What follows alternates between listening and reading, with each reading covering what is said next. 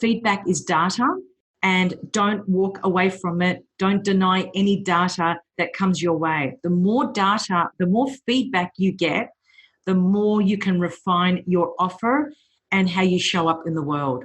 Are you a corporate escapee and wasting valuable time attempting to figure challenges out on your own?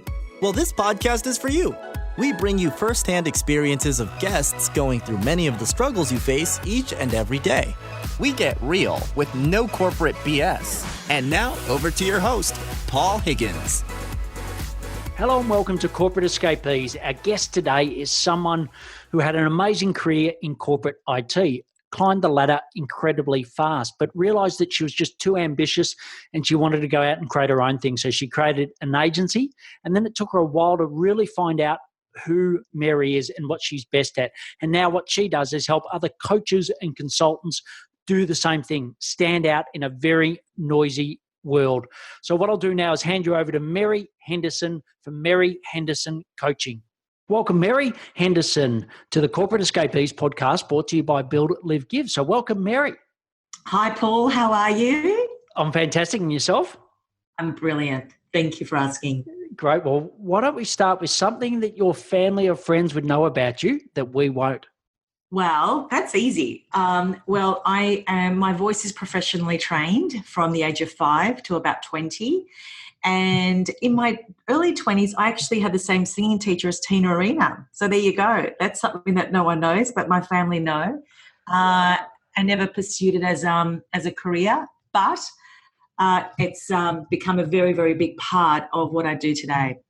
Great. And so were you a child prodigy? I'll tell you, I wouldn't say I was a child prodigy. Probably a child troublemaker. The black sheep, I think I was called, my whole life, which suits me perfectly today as an adult.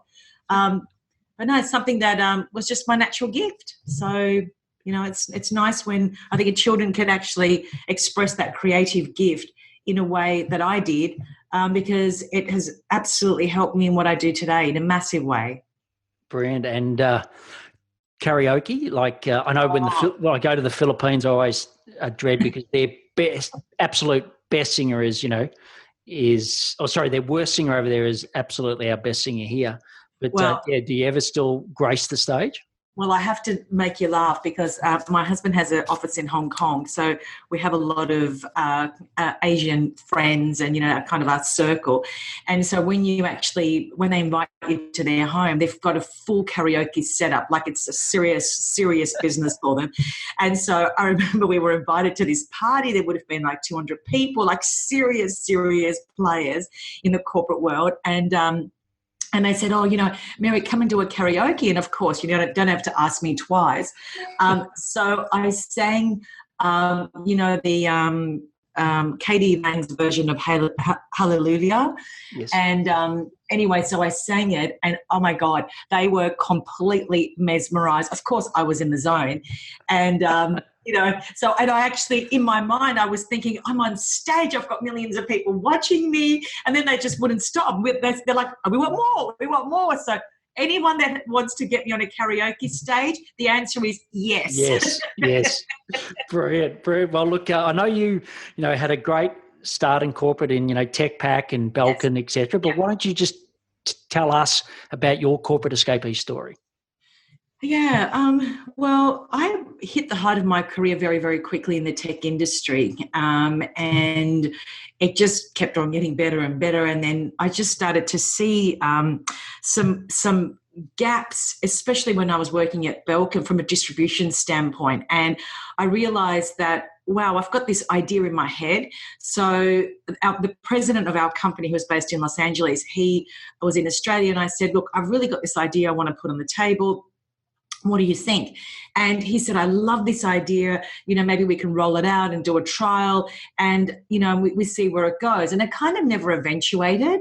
And I was just too ambitious, Paul. I was one of those people in corporate that things were just going from good to unbelievable. And I felt in myself that if this is what I can achieve here, for me to build businesses into double-digit millions became my normal, okay? So it wasn't difficult for me to do that because I had a tried and tested formula. And then because he didn't support that idea, I didn't leave because of that. I left because I could see that I could do something and add value to the world with this particular idea. So then I left. And I then put this amazing business plan together that took me 3 months. And off I go, as I say to people, me, my stilettos and I'm knocking on doors to venture capitalists, predominantly in Australia, selling my idea. And Phil Cornish, who brought Vodafone into Australia, and then Vodafone bought it back from him. He and I met a few times, and we were just talking about the idea and how we can raise capital, et cetera, et cetera. And he gave me some advice, of which I took, and that's when I started my digital agency, which I never, ever, ever thought I would ever do. And so I started my digital agency, which I had for 7 years. And knowing what I know now, I probably wouldn't have gone down that path. However, nothing's a coincidence either. So it's really helped me with where I'm at today. So that's really the reason why I left. I just really felt that, and the other thing is that I was doing a lot of traveling. I was on an airplane twice a week, traveling international, and I just got to a point where I just felt that I just needed to find Mary. That was really what I was really looking for. And thinking, starting a digital agency, I thought I found Mary, but actually I bought a job. I didn't really find Mary at all. It was not after I merged my business that I actually found Mary. So it was it's very interesting when you leave the corporate world and you go into your own business. It's not until years later, I think, that you actually start to find who you truly are. Yeah, and you talk about digital agencies, and there's probably people now that are just starting a digital agency. Yeah. What advice could you give them, given your experience? I truly believe, Paul, with any business, regardless whether it's a digital agency or not, it really is to focus solely on what it is that you know for sure, just that one thing, and become the master of that one thing. So that the industry, if you are in a digital landscape or you are starting a digital agency, be known for one thing. When I had my digital agency, we only serviced the academic industry, namely the university space, and we built bespoke web-based membership solutions for universities. That's it. I didn't divert from that. And then we became the people to go to in the academic space. So it was just really zoning in on a very specific niche to be noticed. Otherwise, you're amongst the noise. Great. And was it easier or harder than you thought, Mary, making the jump? It was really hard, Paul. And this is, one of the things that as you know, with my content, I really bring a lot of truth to the table, because I feel that we're in an economy where anyone can become an expert. Everyone's promising, what it is that they know for sure. But what we have to realize is that most people don't know anything for sure. They're reading, content on our website, reading a couple of personal development books or business books, and then suddenly they're an expert. That is not what I'm talking about. When you transition over into your new business, it is hard work. It is a hustle, literally 24/7. My biggest wake-up call was the day after I walked out of my corporate job. I went from 500 emails a day, my phone ringing nonstop, to 0 emails and no phone calls. I actually got someone to phone me just to see if my phone worked. Yeah. There's something wrong with my phone because no one's calling me. Yes, that's exactly my point. So that's really confronting, right? It's really confronting. But the other thing is that, and I really want to say this, it's hard work. You have to hustle. You have to put yourself out there. You are the business. That's it. You are the business. And I think that requires a massive head shift when you realize that you are the business. You're the marketing person. You are the PR. So I think that's a mind shift that you have to have in order to make that leap.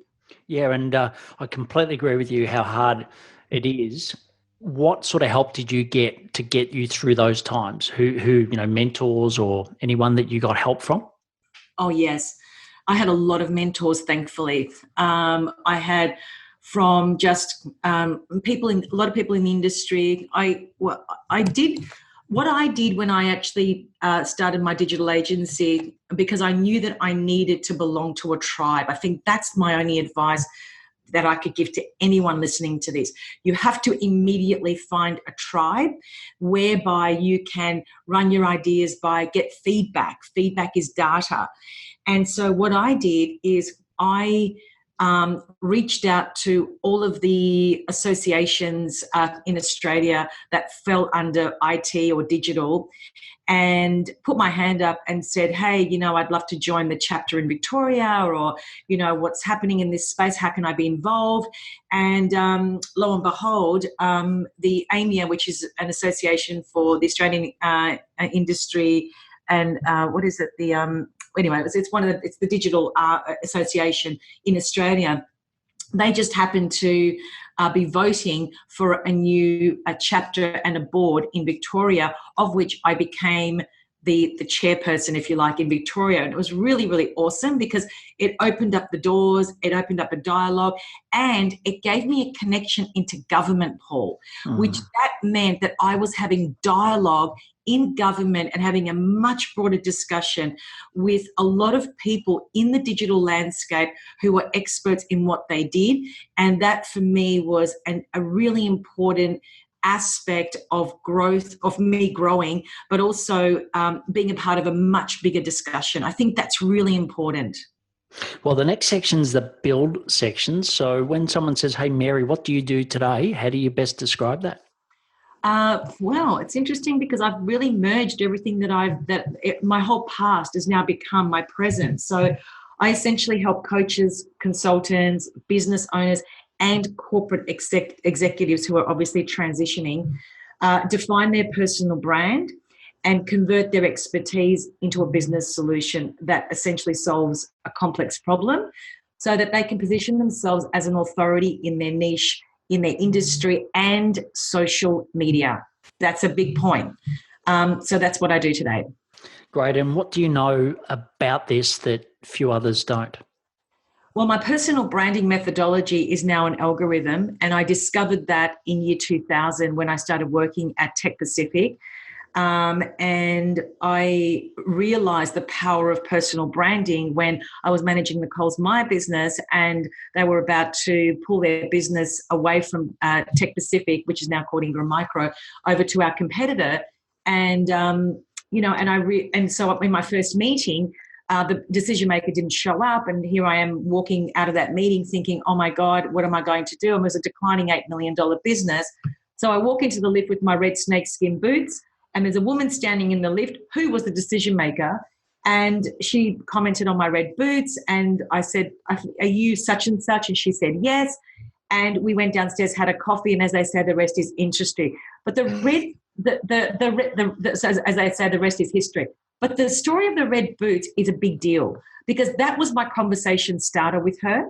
And because of those red boots, I was able to negotiate what I needed from her in order for me to get the results that I needed. And that was to solve a major complex problem, which I did, and use that to position myself in the industry as the person that can solve big, complex problems in IT. And that's how I built my career. So that idea around personal branding, I then implemented that in my entire sales team. And I converted my sales team into personal brands, threw the job descriptions out, and I matched their, not their expertise, but more their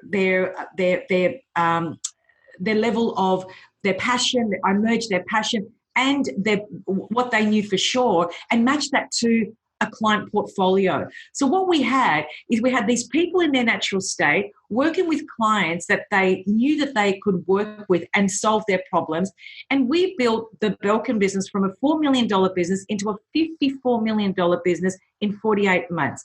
TechPack, it was a declining 8 million. I grew that from 8 to 22 million in 18 months.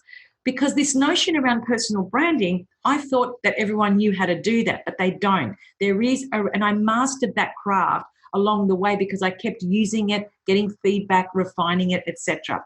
So today it's become a full algorithm. So my personal branding is very scientific, and it's really used as building blocks to overlay that over digital assets, your website, your online course, LinkedIn, etc. The digital side is another element that I plug into my business because that's my background and my love. And we do a done for you website, online course, and opt-in page when people work with me, because I don't want my clients spending time on the tech stuff. We can do that very, very easily and effortlessly. So what I've done is I've been able to merge my passion, my two loves together, which has now become my vocation. This is what I'm meant to be doing in the world. So it's really awesome to wake up every day and know that. Brilliant. And I love the energy and social media. You talk a lot about, social media. I know that you're very prolific on LinkedIn. Yes. What are some killer tips that you've got in particular on LinkedIn and how people can leverage that? LinkedIn, from my standpoint, Paul, is just a gift from heaven. I'm serious when I say that. If anyone is listening to this who's transitioning from corporate to consultancy, or you're in that space right now, LinkedIn needs to be used strategically and deliberately. They are the two key words. It's not about sharing anything. You have to be strategic and deliberate. You have to know who you're targeting and show those people content that will be of absolute value to them. So the way I use LinkedIn is I run my content in the form of a series. So I see my brand as a media company. That's how I see myself. So I'm running a TV show called Mary Henderson, and every week I have a series, a 7-day series. And in that series, it's strategic and deliberately designed because I am targeting very specific people that I know will find my content of value. It's not a coincidence why I get such massive engagement in my post. Like you've seen my engagement, Paul. It's like, hundreds and hundreds and sometimes even over 1,000 likes and comments because the content is rich and it's of value to them. Great. And there's a lot of people saying, I'd love to do video, but I just don't like the way I look to camera, or I'm, self-conscious. You seem so natural, and I know you've been doing it since 5, on that stage, yeah. But, what advice would you give to someone that just can't get out of the road of themselves to get in front of camera? Okay. I'm glad you asked this question because I have a whole completely view on this. Video is not for everybody. We have to accept that. Not everyone can stand in front of a video like I can or you can and feel amazing in front of a camera. I do it naturally because that's my natural state of being. I follow people on LinkedIn that are unbelievable storytellers through words, not video at all. And I stop and I read those posts because I love the way those people can articulate themselves. They are equally as powerful as my videos. So my advice is, if you like video and you think, I just know that my message can be far better articulated through video, well, just do slides and do voiceovers over images. That's still okay. You can still get your message across from that way. In other words, you're creating micro movies. If your strength is writing, use writing as your way of posting, because video is not for everyone. I understand that video is powerful, but I'm not going to force any of my clients to stand in front of a camera if they can't do it. There are other ways of articulating your message on LinkedIn that is very, very powerful. And articles is another way. Podcast is another way. There are just so many different mediums that we have access to. Really, Paul, there's no excuse. That's great advice, honest, raw advice. And I'm thinking a lot of people listening right now are probably, having a deep breath. Like for me personally, I love audio. So, for me, it's podcasting. And every time I try to do video, it just doesn't work as well. Right. I love it. It's advice that I will take and run with. So for you, you've created an awesome business, but where does it go in the next 3 years? What's next for Mary? Oh my God. And I want to just start off by saying to everybody, and this is really important, when you're starting off in your business, always be on version 10.0. Don't ever worry about someone stripping your content and taking it and using it and calling it their own. Just get out of that mindset immediately. So that's the first thing I want to say. So when I look at my business, I'm always looking at where can I take this to 5 years from now. So I'm already thinking version 10.0 of Mary Henderson. And where I want to go now is I want to go back to the academic space, and I want to create product around my personal branding algorithm that I believe needs to go back into academia, because the way that universities are, the content in universities, especially in business schools, doesn't work in today's economy. It just doesn't work. And so for me now, it's taking my content and sharing it on a much bigger level. So that's what I'm working on at the moment. Great, that's exciting, and we can't wait to see that eventuate, because I completely understand. And my children, 17-year-old about to finish school, going to uni, I think having something like that in the curriculum would be brilliant. It's just a life skill that will live on. And around your business model and around improving the profitability of it, how do you go about improving the profitability of your business? Yes, well, anyone that's in IT will understand that every IT company has a channel strategy. So I run my company exactly like that. Okay, I don't have a one-way revenue model, which is what a lot of the high-ticket guru coaches teach. They are all selling this notion that you have a sales funnel, you get people in, you have a phone call, and then you close the sale. That is a dead end, and that model doesn't work. So the model that's required is a multi-channel model, and that is how big businesses run. So if you're going to go down the consulting path, you have to think like a big business, not like a little business that you're working out of your bedroom. That's the wrong mindset. So the channel strategy is really critical. So I've got my one-to-one business. I've got my online group coaching. I've got my corporate workshops. I've got my brand ambassador program that I'm about to launch, and my certification course that I'm about to launch. So that's 5 different revenue streams and channels that I'm using to actually, and also my paid speaking circuit. So there's a whole heap of things that are coming in, and which is important. So as a consultant, and let me just remind everyone, and if you guys are not reading research and white papers to understand the landscape, you will fail. So the reality is this, that 43% of the white collar professional services industry will convert into consultants and freelancers. That is a fact. It's not going away. It's happening now. That's why we're having an epidemic in that C-suite space. So you need to understand that there is a big opportunity for everyone who wants to transition into the consulting world, but you have to have the mindset of big business, because you are competing with other big businesses. So just keep that in mind. When I'm talking to HR or to a CEO, believe you me, I've got the big guys that are also bringing their ideas and their solutions to the table, as I am. So you're competing, this single person's competing with big corporates. That's normal today. So it's really getting a channel strategy in place that works. Yeah, and I agree, coming from Coca-Cola, where I think we have probably the most advanced channel strategy in the world of any company. So 126 years. So I completely get it and understand it.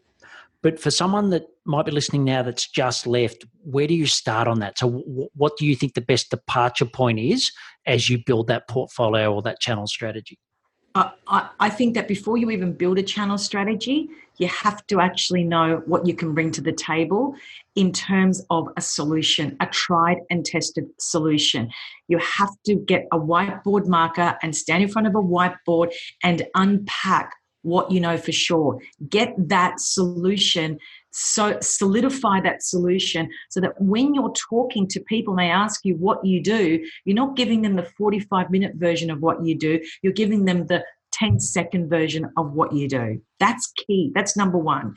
Because when you can articulate what you do, everything else starts from that point onward. And then from there, you need to design a solution around that methodology. You can't walk into a corporate with a business card and a notebook. It just doesn't work like that. You have to actually take the client through or the prospect through a journey. This is where this is where you start with me. This is what I promise. This is how I do it. These are the outcomes. And I think that is the best starting point. So you have clarity on what you do for sure. And it's very, very niche. Just narrow in on one area of expertise only, and everything else that you can do plugs into that. So get clear on what you can bring on to the table first and foremost. And your team, who supports you, Mary? I've got my team. I've got a web team that support me, so they do all of the digital stuff. A lot of the day-to-day stuff. I actually run my own business. My whole business is actually automated, the whole lot. So I don't really have like a team of 20. I have a team of 3, so we're only very small. But my business is fully automated. The only time that I'm needed is physically on interviews like this or when I'm actually doing my face-to-face meetings. Great. And what do you run? What are some of the systems you use to automate it? Well, we use obviously my whole website and online course is run on the WordPress platform. We use Optimize Press for my the online course, and then we've got all the systems are automated. Samcart as the middleware to accept payments that links into Stripe, that then links into my email system, which is GetResponse. My schedule is all automated, which I use Schedule Ones. So it's really just, narrowing down and taking as much pressure away from me throughout the day. So it's just they're the things. Even like my opt-in page, I use ClickFunnels, which is then connected to my email responder, which is then connected to my scheduler, so everything is interconnected. It doesn't require me at all.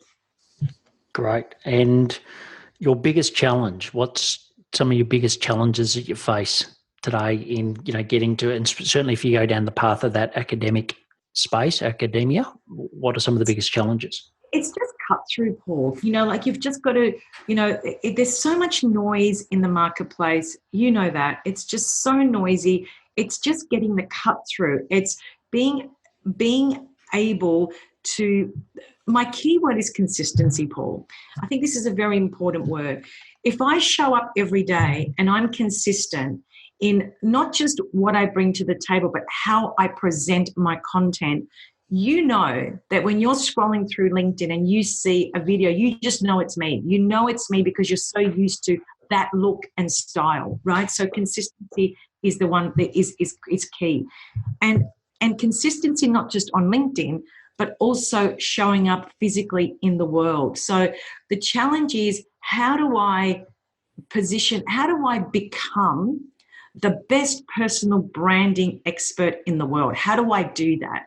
And that's a multi-pronged approach. There are so many touch points that I need to touch to get to that end result. Okay, so that's the big picture.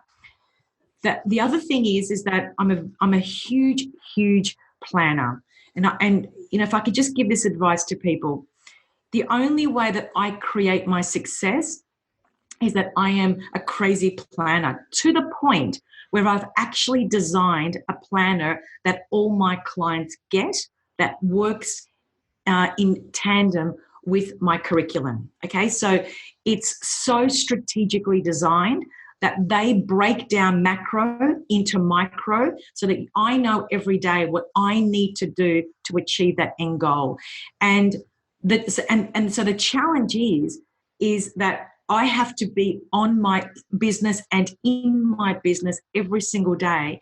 And, I'm a human. So, I'm a family and I've got 2 boys and I run a household and I'm a wife and I'm a daughter. So it's also managing the human side of me. I think that's actually my biggest challenge right now. And what are you doing to help solve that?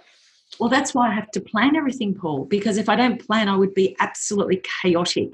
So I know every day what I need to do to mark it off my list so that I can be in control of my day. Otherwise, my day will control me. And so I think that's a very important thing. The other thing that I do is I do spend time with Mary every day, even if it's 10 minutes. You know, I write in my journal, I write my thoughts, I write how I feel, Paul. I write how I feel. So if I'm feeling frustrated, I will document that and write it. I'm feeling frustrated today. I don't know what to do. I need answers. Show me how. Like it's like I'm having a conversation with another part of me that I can't see or touch, but it's such a cathartic thing for me. So I do spend time with myself. Great. Well, before we go into the next section, I would like to mention our YouTube channel called Build, Live, Give. You get great tips to help corporate escapees, just like Mary, to rapidly grow. So please subscribe and share with other corporate escapees so we can help them. And also stay to the end of the podcast because I've got 3 great summary tips on this excellent conversation with Mary. So the next question, Mary, in the live section is, what are some of your daily habits other than the planning that you do to help you be successful? Definitely start my day with a very strong coffee. My 3 habits are that the first thing is that I make sure that I'm seen on social media every day. Like that's actually a very important part of my strategy. Very important. The other thing is that, Paul, that I make sure that I have 10 to 15 face-to-face meetings every week without fail, because I understand my metrics and my metrics don't lie.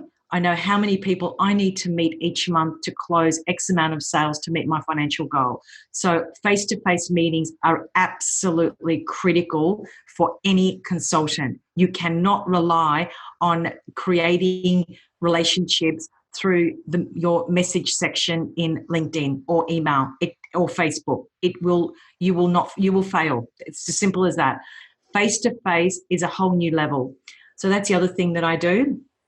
And the other thing is, and I think this is key, and I learned this, when I first started my business over the years, especially spending a lot of time on Facebook and advertising and things of that nature, is feedback. Feedback is data, and don't walk away from it. Don't deny any data that comes your way. The more data, the more feedback you get, the more you can refine your offer and how you show up in the world. Really important. So I really massage my data. I take notice of it. I always read the comments in my LinkedIn because I can read between the lines and I get a lot of information from that. So data is key to your success in today's digital economy. Yeah, and just quickly on that LinkedIn, what are the, other than the comments, what are the key things that you measure in LinkedIn?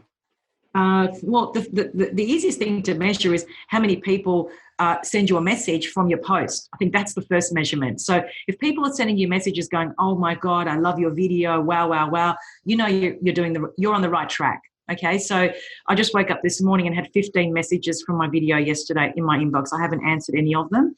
The other thing is that when you start getting other influencers on LinkedIn reaching out to you, you're doing something right. Okay, but you have to show up every single day. And the content needs to be in context. It's really easy. Just make your content in context with the people you want to take notice of you. That's it. So that's how I measure my metrics on LinkedIn are very, very straightforward. But if I'm getting feedback through messaging or people want to talk to me, that's a good sign. Great. And you talked about face-to-face. Is that physical face-to-face, or is that also include, Zoom or other platforms? Yeah, both. Yeah. So, but yeah, and I really, even in the way I use LinkedIn to actually create my face-to-face, there's a whole strategy there as well that I have. So, and for me to get 10 meetings a week is really easy. I could probably even do 20 if I wanted to, but, I've got to sort of manage my week. But the face-to-face for me are unbelievably powerful. And the Zoom are equally as powerful because a lot of people from the US, I speak to a lot of people in the US and I speak to a lot of people in Australia. So as far as I'm concerned, whether it's Zoom or face-to-face physical, it's exactly the same. Yeah. Look, I totally agree. And, if you're going to be the best in the world at personal branding, just can't do face-to-face only, i.e. That's in right. person. And Richard, your husband, I know that, he's been a huge supporter of you. He's listening to this right now. What would you like to say to him about the support he's given you? Oh, my God. I don't think that I could do what I'm doing today if he didn't support me. That's the honest truth. When you transition from corporate, you're on a massive pay salary, and that stops. You really do need a partner that can say, okay, I hear you. And I remember his words were, when I decided to transition out of corporate, he said, I can't stop you if your time has arrived, okay, to bring an idea into the world. I can't stop you from that. And I thought that was pretty courageous for a human being to be able to do that. And he's just supported me the whole way. He just literally has just opened the gateway and has allowed me to grow as a person without any interruptions or demands. And so that's been a real gift. And I think most importantly, Paul, is that I'm allowed to just be me. I can be in my own space and not have to, be the wife or be the mother or be the daughter. I can just be Mary when Mary needs to be Mary. And he gives me that space. I think it's very important, and it's a partnership. There just has to be a give and take. Great. And the next section is the give section. What's a charity or community that you're passionate about, and why?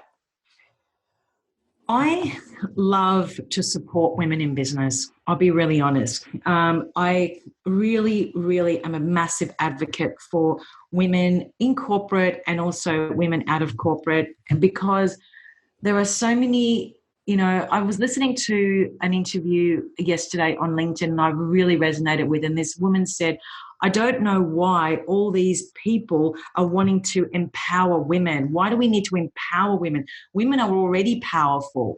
And she used this example of, if somebody tries to take a child away from a woman, you're messing with the wrong person.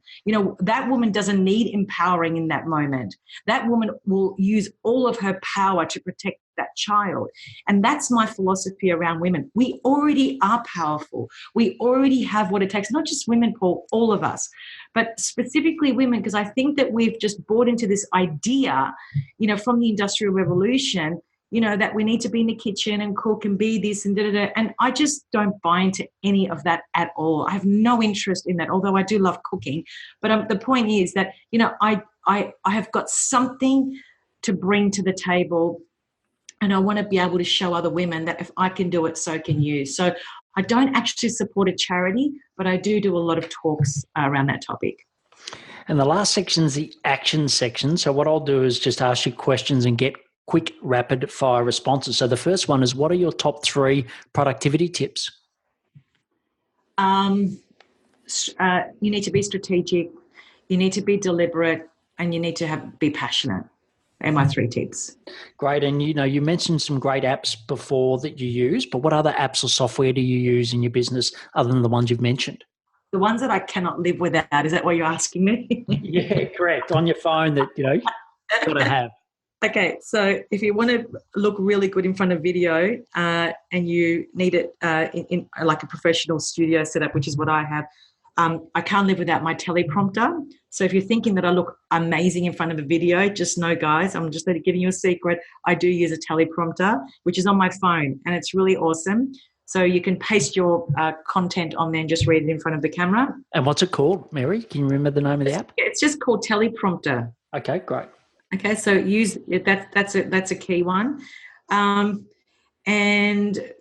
that's actually really all I use as an app. Like, I don't actually use anything else. Everything else I just use my normal camera.